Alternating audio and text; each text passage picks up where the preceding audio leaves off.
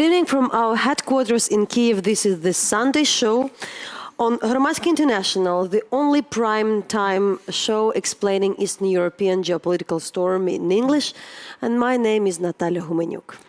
And I'm Josh Kavensky, a reporter at the Kyiv Post. Tonight, we're going to talk about today's third ever and most successful, largely successful, I should say, Kyiv Pride Gay Rights March. We're going to have an interview with the UN Refugee Commissioner for Dnipropetrovsk. We're going to discuss how Ukraine could break impunity for corrupt officials. And finally, we're going to go into depth on a recent potential terror attack in Ugaz in Kazakhstan. And we still encourage you to download our podcast on Mixcloud, follow all our interviews, listen to them besides watching, and please go to the web page en.hromadske.ua. There you can also find all our best reports.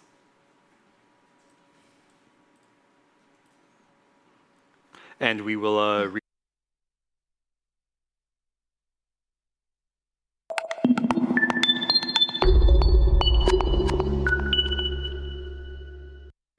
So tonight we're happy to have Olena Shevchenko, director of the LGBT rights organization Insight. And Olena, while not an organizer of the event today, you're one of Ukraine's premier LGBT rights activists, and you're joining us tonight to discuss the results of the Kyiv Pride March. So first of all, I'm just interested in what your impression was of how it went. How do you sort of rate it? Well, that was wonderful. I think that's the first time ever, and so many people receive a possibility to come to the central place and to say to everybody that human rights is about all of people, not just for some group of people, but that's for everybody. Sure. And I mean, do you have any estimate of how many people were there? It was maybe around 2,000 I saw?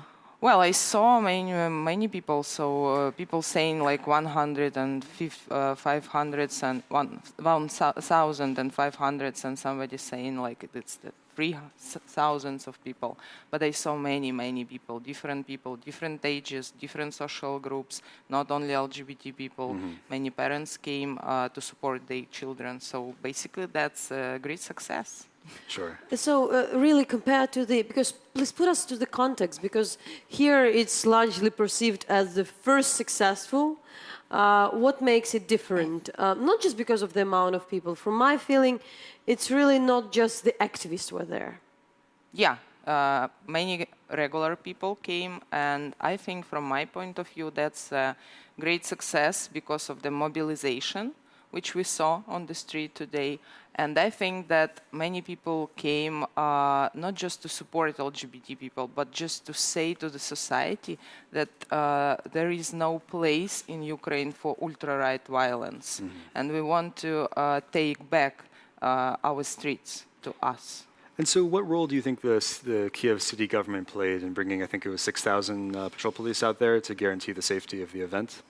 Well, I think that we saw that our government, city authorities showed, and that was not the first time they did it, that they are able to protect any public demonstration in any circumstances. And this is, for me, that's the sign that Ukraine basically changing.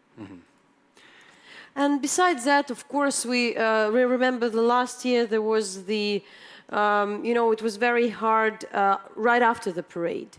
And now you still have some guys from the different ultras group, the football fans, who were running around. So also, how dangerous it was, what we felt.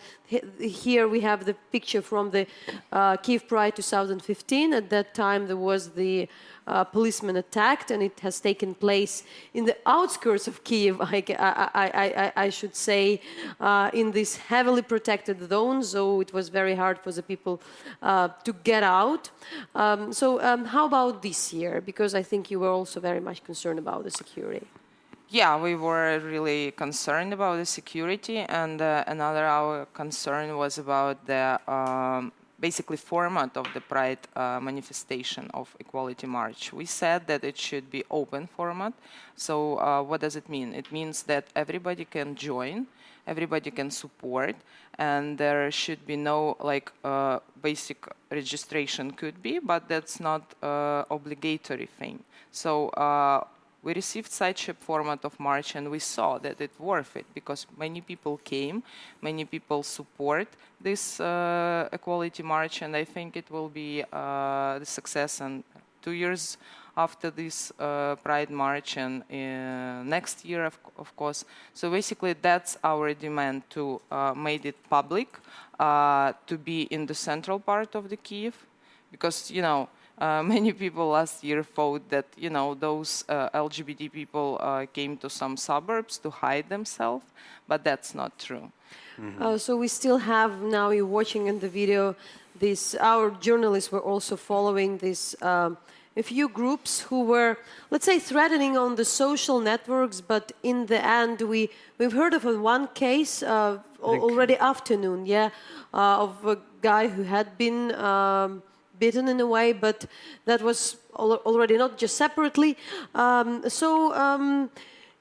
What it would mean for the society, what is in general, and not just a parade, but the fact that this thing had happened, and also in this time, what was for you the role of the politicians and of the people, who were speaking for and against the parade? For the society, I guess that's the sign that Euromaidan revolution and years afterwards, it was about our growing for Ukraine, not just economically, not just in some social things, but it's also about the growing of our mind, that we are going to another stage of development, that we starting to understand that everybody have same rights. Equality means equality for all. It's not about the specific rights, special groups of rights. That's about equality for everybody in this country. And I guess for politicians as well, that's really important to understand that. I monitor many different websites and many public leaders' opinion, and I saw that almost nobody said something bad about this year Equality March. That's how it makes a difference. And what does this mean for Ukraine's democratic society? Partially because, before the march, there was some talk that maybe the police wouldn't be totally supportive because, at least individually, they might not necessarily agree with what the march was there to do. But at the end of the day, they ended up protecting people that they sort of disagreed with in some cases. So what does that really mean for Ukraine as a democracy? Well, I guess that even we heard today from some policemen something really brutal, like about, faggots and everything like that. But that's like, you should separate work from your own opinion. So, of course, you can have any opinion, that's fine. But if you're working in the police, you should protect people without any division on sexual orientation, gender identity, or any other features. That's the first step. And I guess the next step will be education, more information about LGBT people, and it will change their mind. That's for sure. And I'd like to bring a couple of quotes of the different diplomats who were presented. So please, you can show what the UK ambassador Judith Gauth said. It's a few steps forward, literally, for Kyiv Pride, a bit leap forward for equality in Ukraine, impressed by the policy and organization of the today's Pride. More or less the same quote had been from the US Ambassador Pyatt. Congratulations for Patrol Police for smart professional security. Reminder on how far Ukraine has come on the road to the reform. And the Swedish ambassador, who had been in the previous one and was a strong supporter, said that it's important to pay tribute to police and Kyiv City administration for impressive policing and organization. We definitely hear the people said it's a bit still the case when you have to have a 6,000 policemen to have protect that, but that was more or less the challenge. And it was interesting because I was also talking to them, and our colleagues were in bed with the policemen. So some of them really said that, they are dubious, they don't know, but that's their job. And at the same time, though, I mean, there were also a number of Western officials and Ukrainian officials, in fact, in the who were marching there. For example, you got to talk with Rebecca Harms, the German MP. Yeah, this is MP from the European Parliament, previously the head of the Greens in the European Parliament, who especially has come with her colleagues from Portugal and Netherlands, and we, by absolute chance, met her just on the street.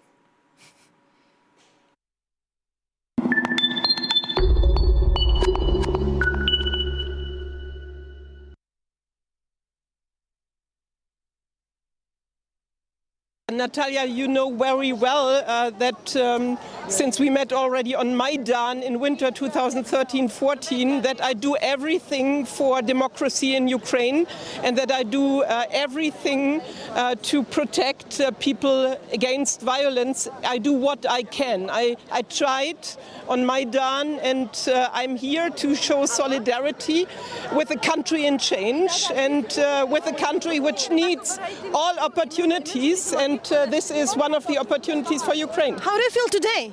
What is your impression? I felt well protected by the police. I think the police until here did a great job, and it was very important that the state shows this state of Ukraine is in favor of democracy, human rights and equal rights.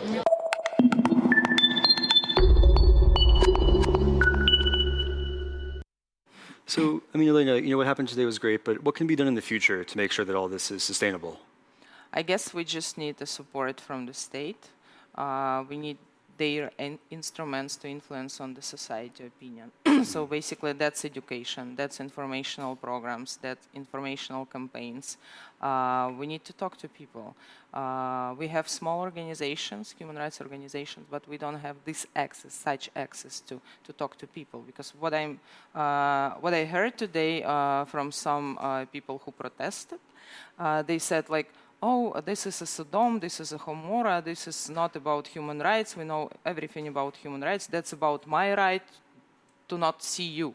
So basically it should be some human rights dialogue started with different public groups in the society, even in schools.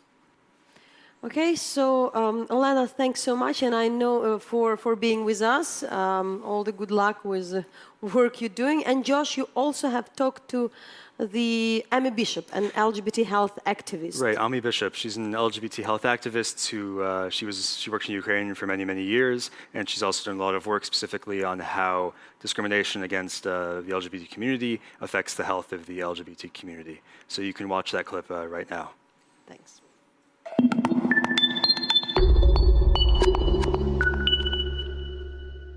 For my first question is, I mean, what are the concrete health effects of LGBT discrimination? What do we see in LGBT communities that are discriminated against? Right. No, it's an excellent question. What happens is, if you can imagine, if you are not able to bring your full self to, for example, a medical clinic, you may choose, number one, not to go because of concern about how your medical provider might react to you.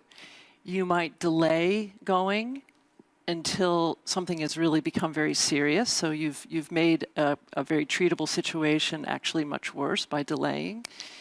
We also know that LGBT people suffer at disproportionate levels in terms of depression, in terms of substance abuse, in terms of anxiety.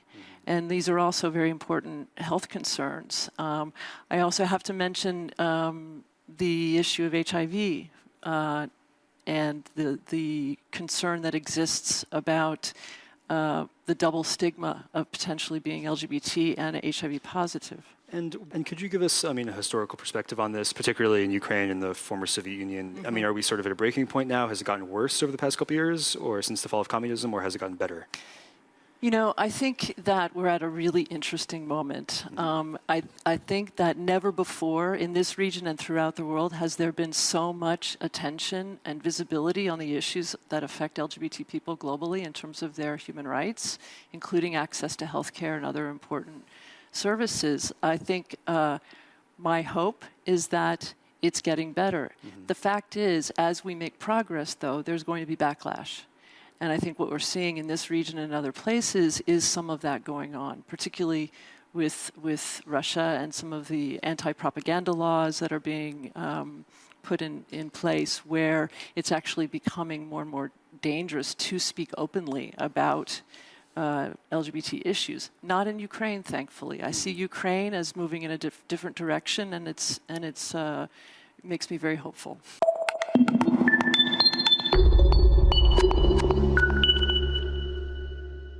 So the war in the Donbass has created more than 2 million refugees, with around 1,400,000, according to estimates from the UN in 2015, going to Ukraine, and an additional 860,000 going to either Russia or Russian-occupied Crimea.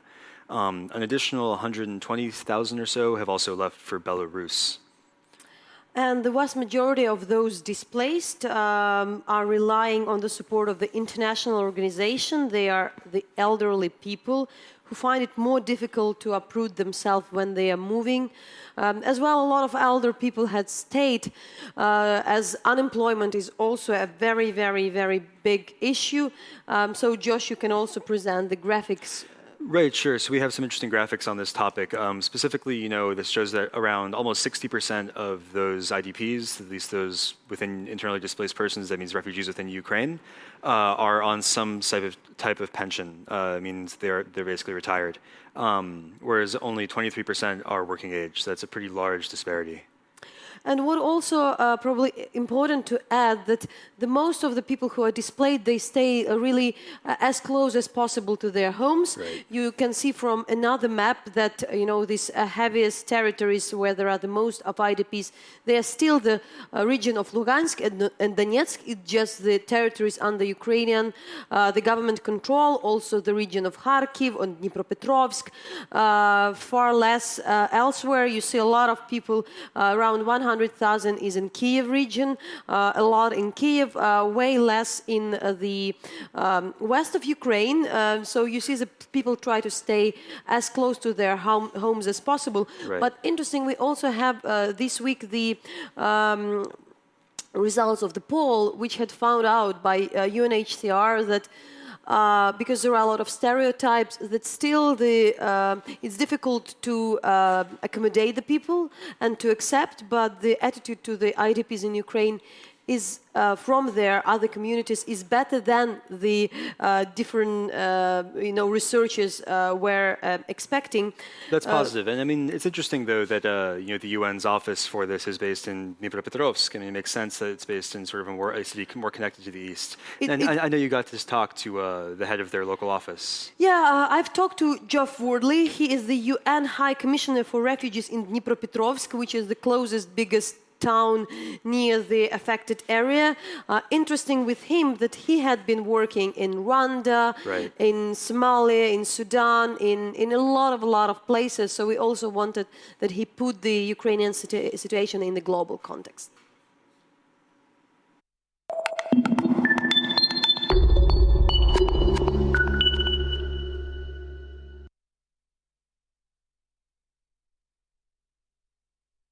You have this great experience of working in different conflict, aftermath of the conflict with refugees from Rwanda to Croatia, Yugoslavia, in Africa, elsewhere, and currently you are for 11 months in Ukraine.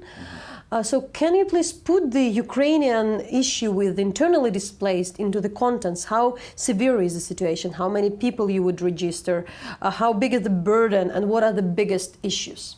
Mm-hmm. Well, yes, I think, first of all, in my experience anyway, the Ukrainian conflict in and around Donbass is unique because I see it as a very sort of politically motivated conflict, as opposed to others that I've seen elsewhere in the world, where somehow there was a type of logic to the conflict, and that logic, unfortunately, often resulted in hatred and between people.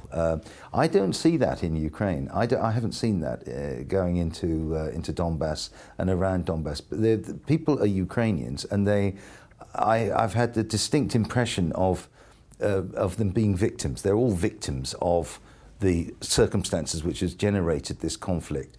And the result of that, I think, is that there's a tremendous ability in the Ukrainian society to help people address the problems caused by these displacements. But that the humanitarian consequences are terrible, are severe. And for instance, going along the conflict line to the villages that have been damaged by the fighting, one is really struck by the fact that the populations that are left in these villages are generally old people. The young people, which is normal in most conflicts actually, young people find other solutions to their lives. They move their families out. They want to find schools. They want to maintain contact with services, and that's exactly what's happened here. We now have a situation where there has been this upwelling of international assistance, but also national assistance through civil society, which has done a wonderful job, I think, in terms of the immediate reaction to the displacements. And we need to try to avoid longer-term dependency growing out of that. We recently, one of the huge issues is that because of there is no way, that isn't excused by the government, that there is no way to verify who is a IDP, who is not, to pay these the money. Then many people, because of the new legislation, can't get the money at all.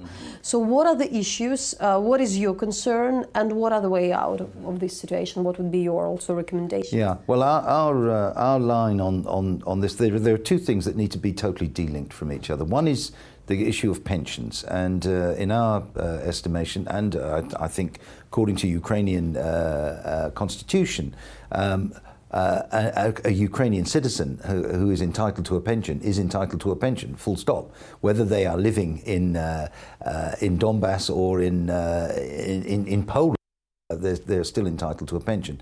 And this latest move to revalidate, if you like, the displaced population seems to have affected the ability for people who live and survive on their pension to actually get it. And there we are very adamant that we need to find solutions with the government to overcome that.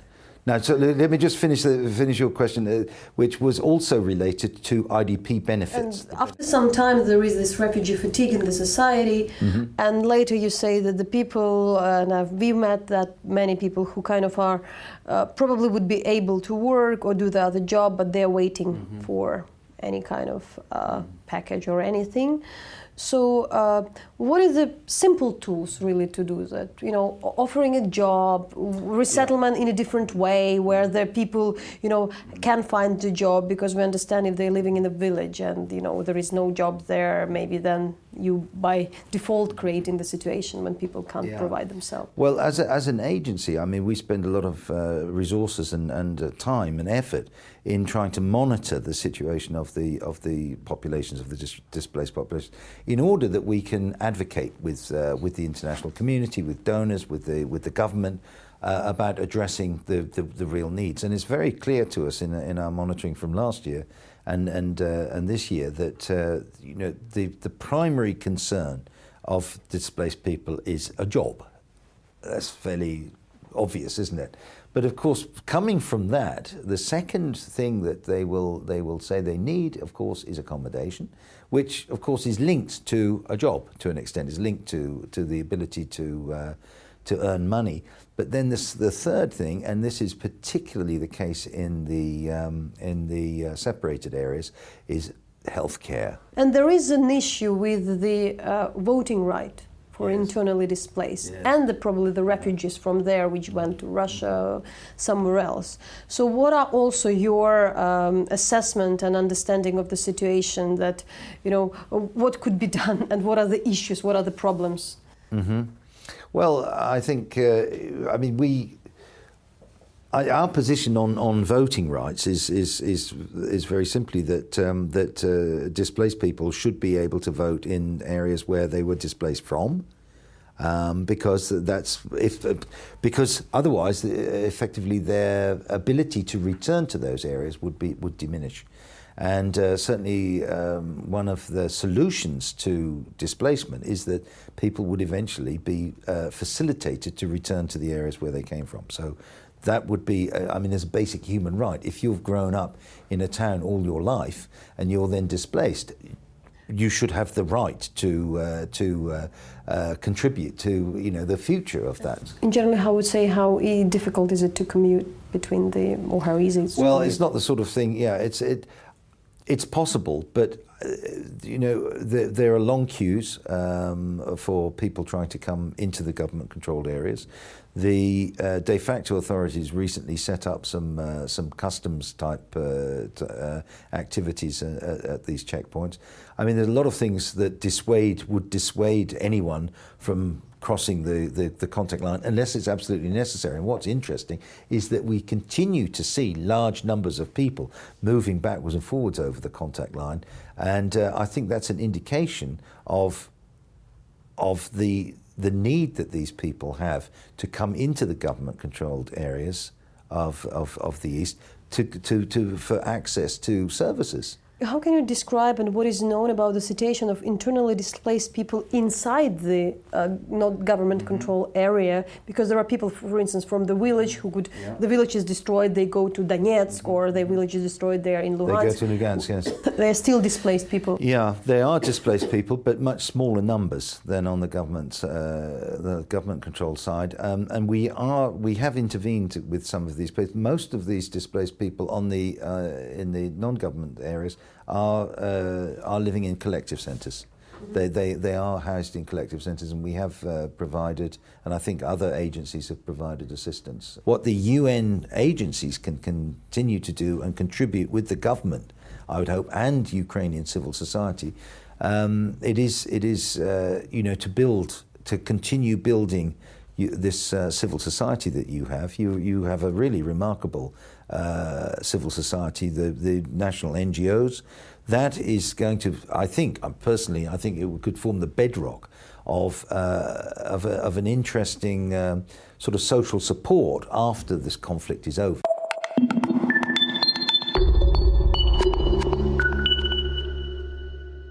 The past few months have seen the West slam Ukrainian leaders over their failure to act on corruption. It's touted as a main problem that's holding the country back, and according to a recent news report that was in Reuters, I think they could withhold more money from the IMF tranche upcoming this summer than was originally promised. So it's already delayed, and the consequences are really there. But our colleague from Hromadske International had a chance to sit down in this studio before with the Transparency International worldwide chief, Jose Ugaz, who is a former Peruvian prosecutor whose corruption investigation brought down the government of Alberto Fujimori. And Ugaz had some tips on how to fight corruption in Ukraine. What they are, you'll see.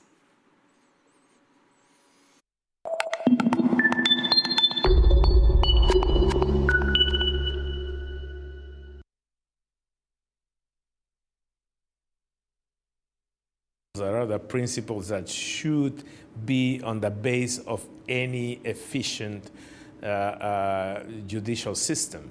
And as I said before, one of the main principles of Bangalore is the independence of the judiciary, how judges and prosecutors are appointed without political interference, and the profile of independent actors for the judiciary and the prosecutorial offices is basic. So there are several experiences around the world. I just will mention two. One is what is happening in Brazil, where a group of prosecutors and judges, like Judge Moro from Curitiba, has made an enormous difference in the way corruption is addressed in the Brazilian courts. Now you have in prison the CEOs of the top companies of Brazil. 1 year ago, nobody would imagine that someone like Marcelo Odebrecht, who is the CEO of this huge company called Odebrecht, or the CEOs of OAS, Andrade Gutierrez, Camargo Correa, and other big companies are now in prison. Odebrecht has been convicted to 20 years in prison, and he started to talk and he's seeking an agreement with the prosecutors. to the point that the political regime of Brazil is shaking because of this case. So that means that even though there's a lot of corruption in Brazil, systemic too, and a lot of corruption in the judicial system, there's always a moral reserve, like these courageous prosecutors that are working on the Petrobras case and the judges, of course. So that's a proof that it is possible within the same system to produce a change and generate some significant results.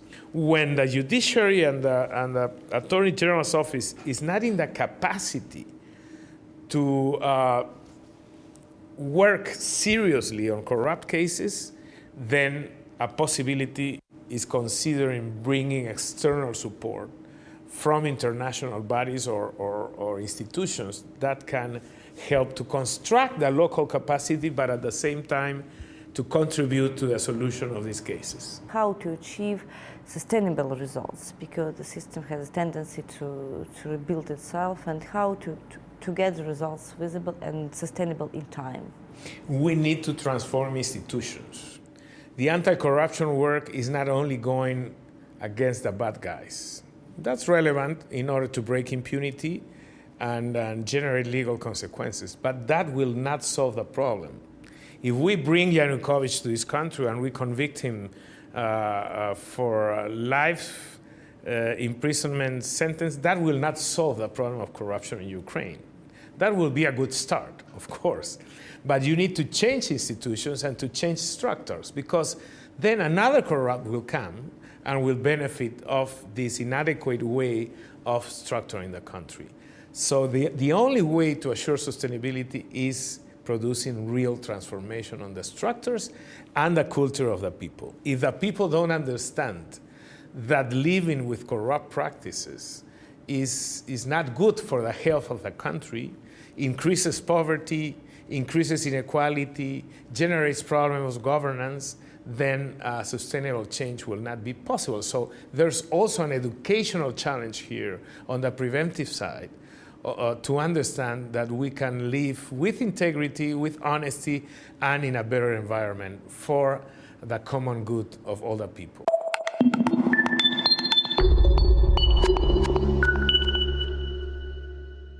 Last week saw a group of armed men attacking a military base and weapons depot, or store, I should say, in the western Kazakh city of Aktobe.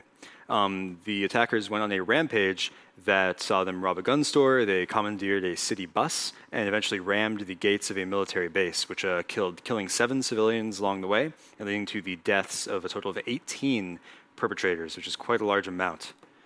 And the Kazakh government suggested that the attackers could have been linked to the ISIS or to the members of the political opposition. You can see Aktobe is located in the country's western region, which is poor but rich in oil. This region is very close to Russia. You'll got more about that, but it's very common in Central Asia. And there's also there's an ISIS link, isn't there? When this is one of the new radical group. We talked to many people. We don't know to which extent they are connected, but it's very usual also practice of the Central Asian governments to blame the all kind of the attackers for being connected to the terrorist groups, but it doesn't mean that there is no concern. Sure. And there's also an economic consideration in why the attack may have occurred. Some experts said that economic reasons were in fact just generally more likely for the attack. There you have a graph of crude oil over time. I mean, that part of Kazakhstan is very dependent on oil extraction. They don't refine it there. So the price of oil would have had a pretty uniquely debilitating effect on the economy. It's also worth noting that the country is mostly exporting crude oil. So again, like the West would be the most hard hit. And you can see there again, it's mostly crude and it's not refined in terms of the products. So it's less intellectually intensive work. It's just simple, just sort of taking it out of the ground, and those jobs are disappearing supposedly. This attack also could signify the beginning of a loss in control by the President Nursultan Nazarbayev, who is there from the very beginning of the independence of Kazakhstan. You see a Financial Times article, which is about this international concern, plunging energy prices and currency depreciation have caused rising inflation and job insecurity, which could lead to instability. That's what the British journalist write. So you have talked to an expert who explained. Right. I spoke with Nate Schenkkan, who said actually something very similar to what the FT pointed out just then. He's a project director at Freedom House in New York. He covers Central Asia, and I talked to him about the attack to get his opinion on why it occurred.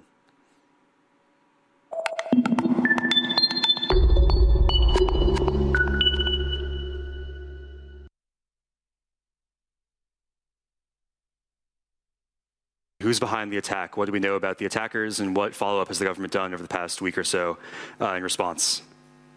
Well, it's a great question. The truth is, we don't know who's behind the attack. At this point, the amount of information that's been released that can be verified by anyone outside of the government is not enough for us really to know the nature of the attack or to put the necessary credence into the government's version of events. So the government has asserted now quite clearly that they believe the attack to be caused by Islamist militants, which they would refer to as sort of pseudo-religious groups, and they've been pushing that line now fairly hard.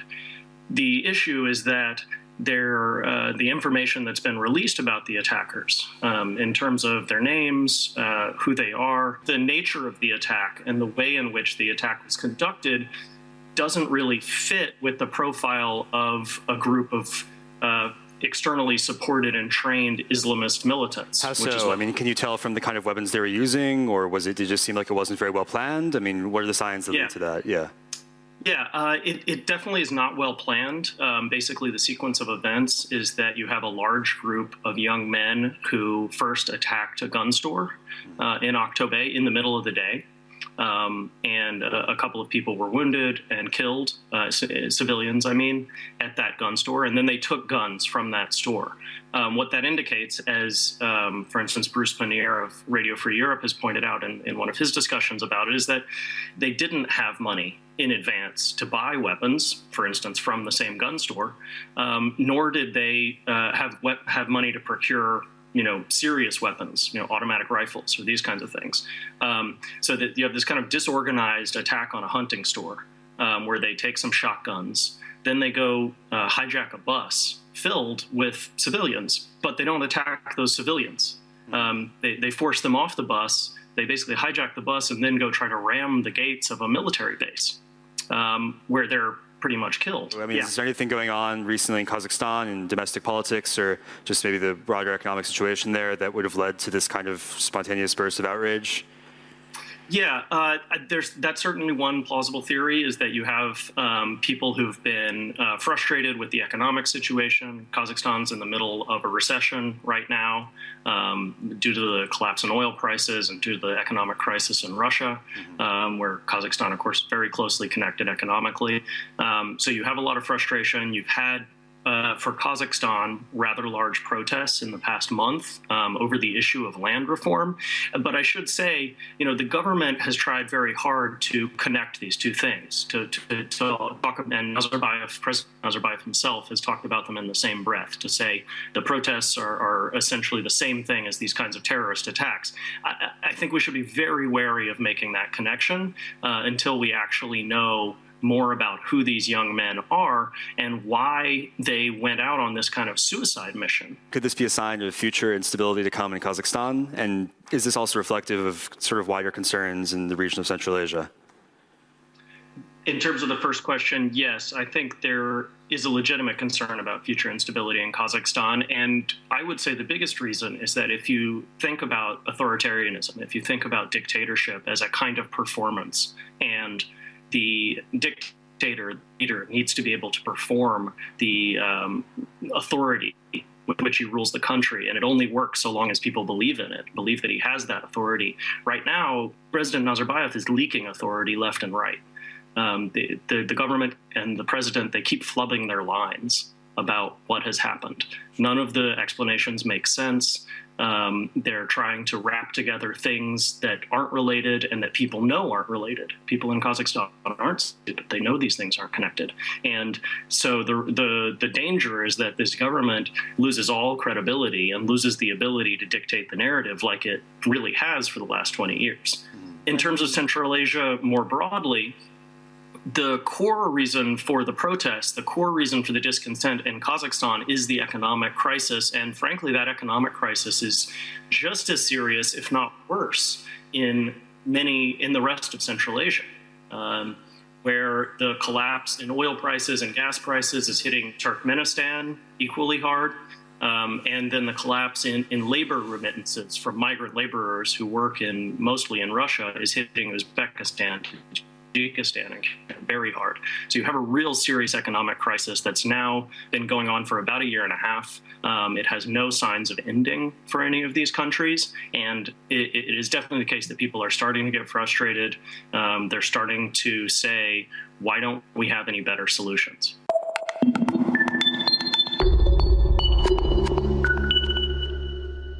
So thank you for taking the time to watch our show. You can stay in touch with Hromadske throughout the week to find coverage of Ukraine in Russian, Ukrainian, and English. And you can stay in touch with the Kyiv Post at www.kyivpost.com to find in-depth English language reporting on Ukraine and the world around. I'm Josh Kavensky, and thank you for watching. And to end this, I also have to say that today was not the easy day. We have 4 Ukrainian soldiers which had been killed in the eastern front line near Donetsk. They were from the volunteer battalion. We have some sporadic shooting still.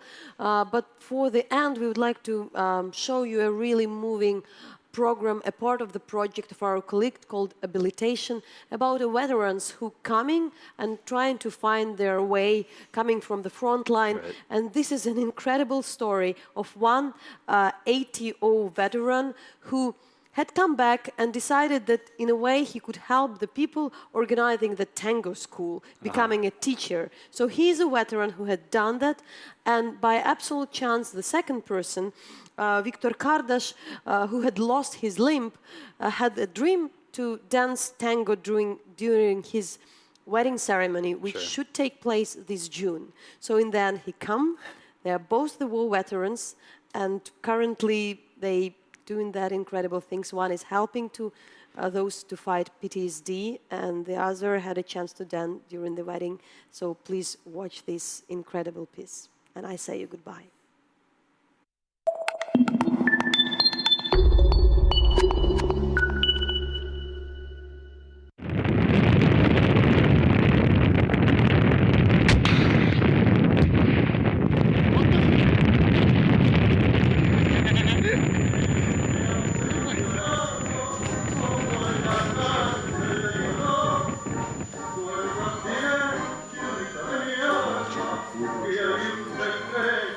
Вот.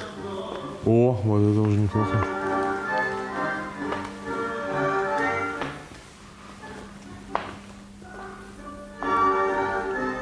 Что тепер зробити? Шаг сюда и поворот, потом второй шаг.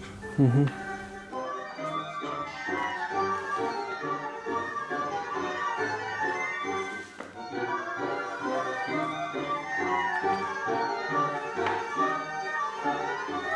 Пам-пам. Сейчас я музыку переключу. Па-па-барам, па-парам.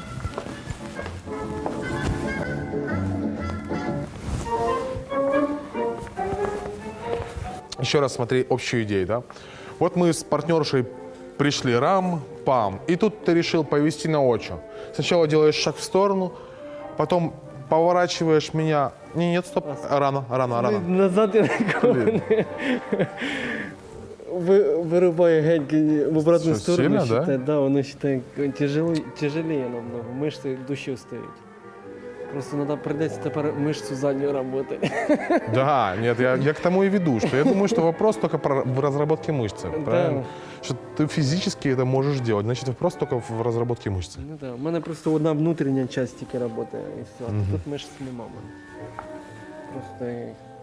Хорошо, тогда будем по большей части понимать эти возможности, что они есть. Потому что из этих возможностей потом вырастят другие, да? Мы научимся делать это, и у нас что-то новые возможности получится. Мы должны настолько, насколько это возможно, быть железобетонными. Пум, стали, и все. Нас уже ничто не собьет. Только если партнерша 150 килограмм, она тебя завалит. Ну так красиво надо упасть. Давай, отдыхай.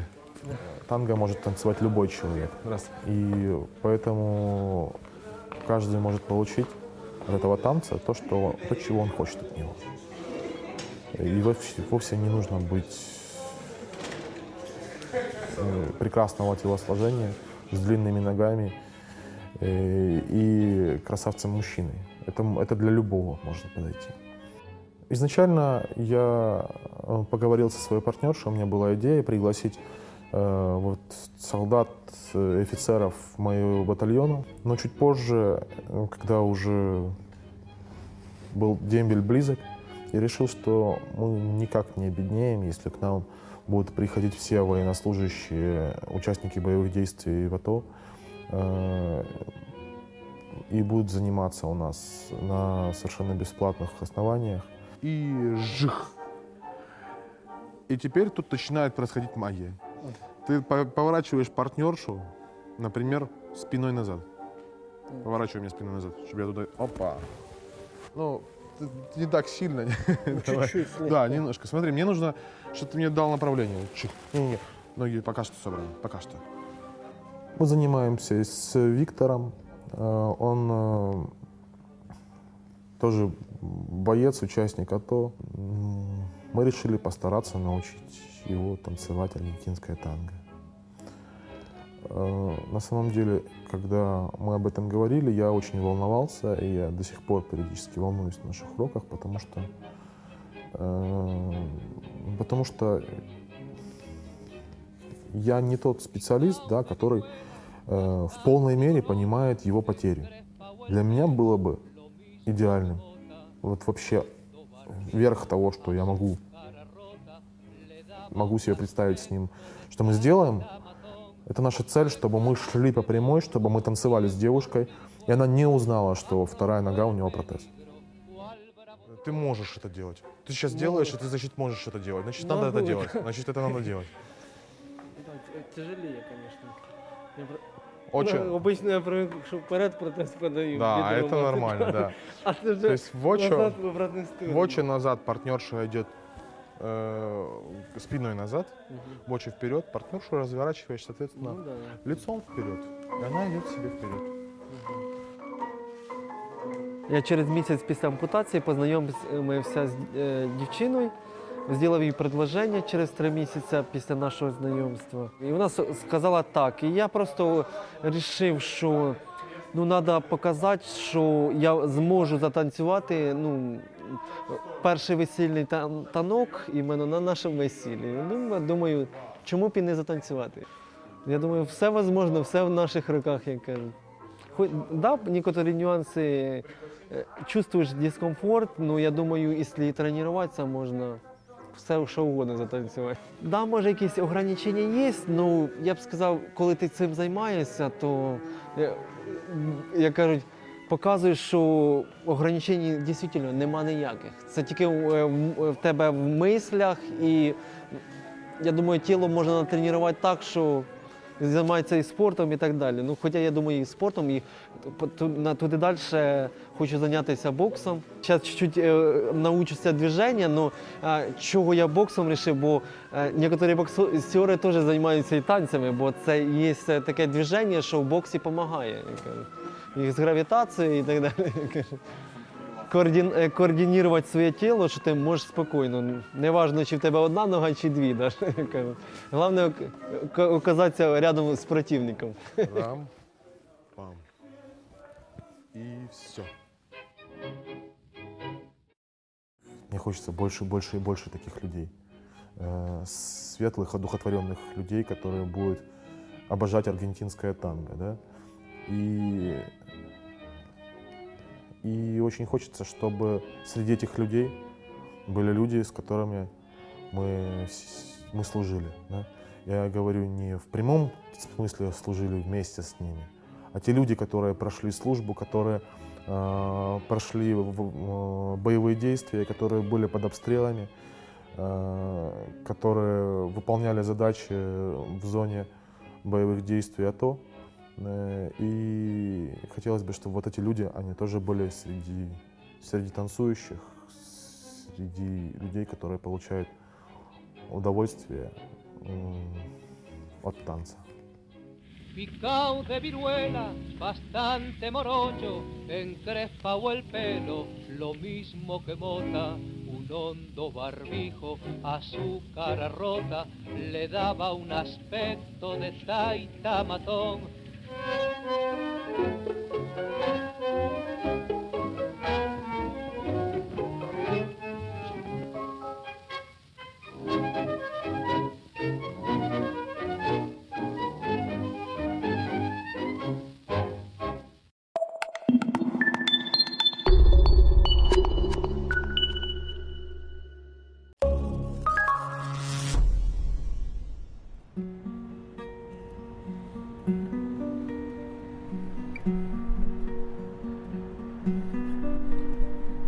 Давай удвох з тобою поїдем в дальній край, де буде шепіт моря і синє небо край.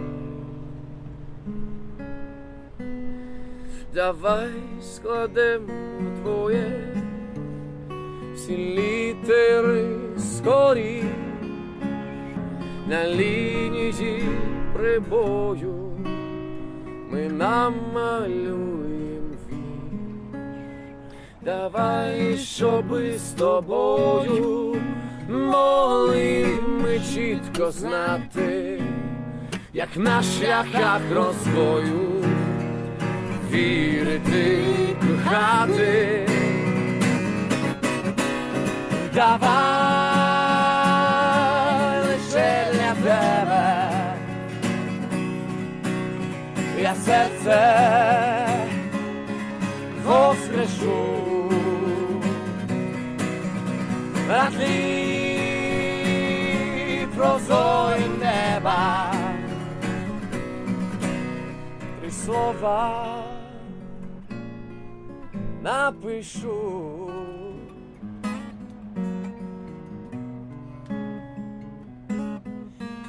Давай, щоби з тобою могли ми чітко знати, як на шляхах розвою вірити, кохати.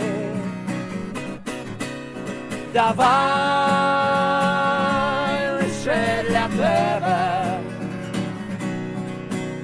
я серце воскрешу, на тлі прозорі неба. Три слова напишу.